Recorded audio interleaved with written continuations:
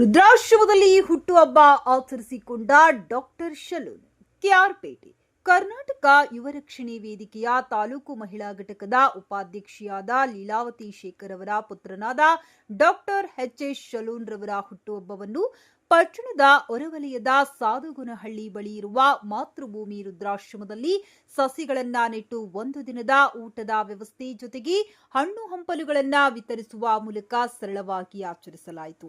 ನಂತರ ಮಾತನಾಡಿದ ಲೀಲಾವತಿ ಶೇಖರ್ ಅವರು ಇವತ್ತಿನ ದಿನಗಳಲ್ಲಿ ಹುಟ್ಟುಹಬ್ಬವನ್ನ ದೊಡ್ಡ ದೊಡ್ಡ ಹೋಟೆಲ್ಗಳಲ್ಲಿ ಮತ್ತು ರೆಸಾರ್ಟ್ಗಳಲ್ಲಿ ಮೋಜು ಮಸ್ತಿ ಮಾಡಿಕೊಂಡು ಆಚರಿಸಿಕೊಳ್ಳುತ್ತಾರೆ. ಅನ್ನದ ಬೆಲೆ ಏನು ಅಂತ ನಾನು ಚಿಕ್ಕವಳಾಗಿದ್ದಾಗ ನೋಡಿದ್ದೇನೆ.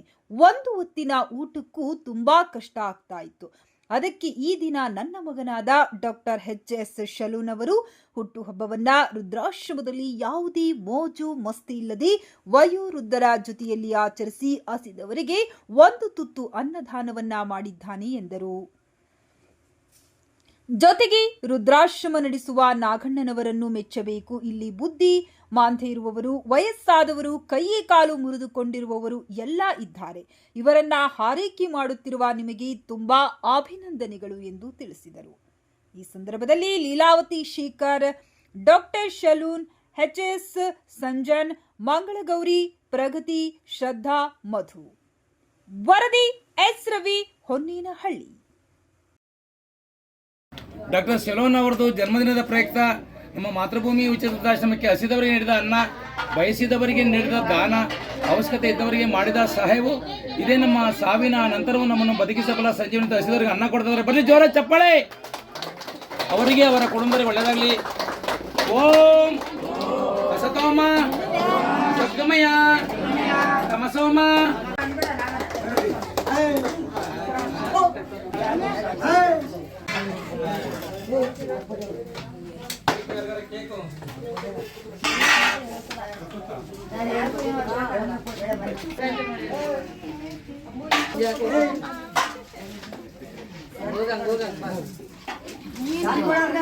ಮಗುನಿಗೆ ಯಾರು ಕೊಡ್ತೀರಾ? ಮಗುನಿಗೆ ಯಾರು ಮಗುನಿಗೆ ಯಾರು ಕೊಡ್ತೀರಾ?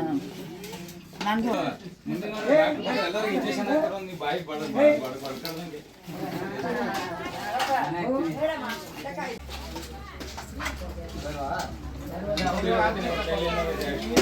ಪುಣ್ಯಾತ್ಮರು, ನಮ್ಮ ಮಾತೃಭೂಮಿ ಉಚಿತ ವೃದ್ಧಾಶ್ರಮಕ್ಕೆ ನಾವು ಮತ್ತೊಬ್ಬರ ಕಣ್ಣೀರನ್ನು ಒರೆಸುವ ಹೃದಯವಂತಿಕೆ ನಮ್ಮಲ್ಲಿದ್ದರೆ ನಾವು ಯಾವ ದೇವಾಲಯಕ್ಕೂ ಸಹ ಹೋಗಬೇಕಾದ ಅವಶ್ಯಕತೆ ಇಲ್ಲ.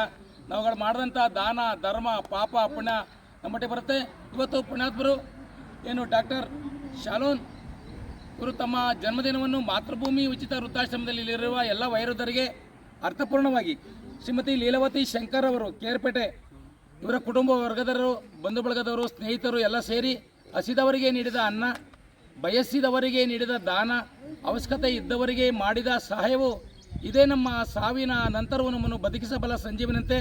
ಹಸಿದವರಿಗೆ ಅನ್ನ ನೀಡಿ ಅರ್ಥಪೂರ್ಣವಾಗಿ ಬೇರೆ ಎಲ್ಲೋ ಆಡಂಬರವಾಗಿ ತಮ್ಮ ಜನ್ಮದಿನವನ್ನು ಆಚರಿಸಿಕೊಳ್ಳುವ ಬದಲು ಆಸರ ಇಲ್ಲದಂಥ ವಯೋವೃದ್ಧರಿಗೆ ಸುಮಾರು 80 ಜನರಿಗೆ ಇವತ್ತು ಊಟದ ವ್ಯವಸ್ಥೆ ಕಲ್ಪಿಸಿ ಅರ್ಥಪೂರ್ಣವಾಗಿ ಅವರ ಜನ್ಮದಿನವನ್ನು ಆಚರಿಸ್ಕೋತಿದ್ದಾರೆ.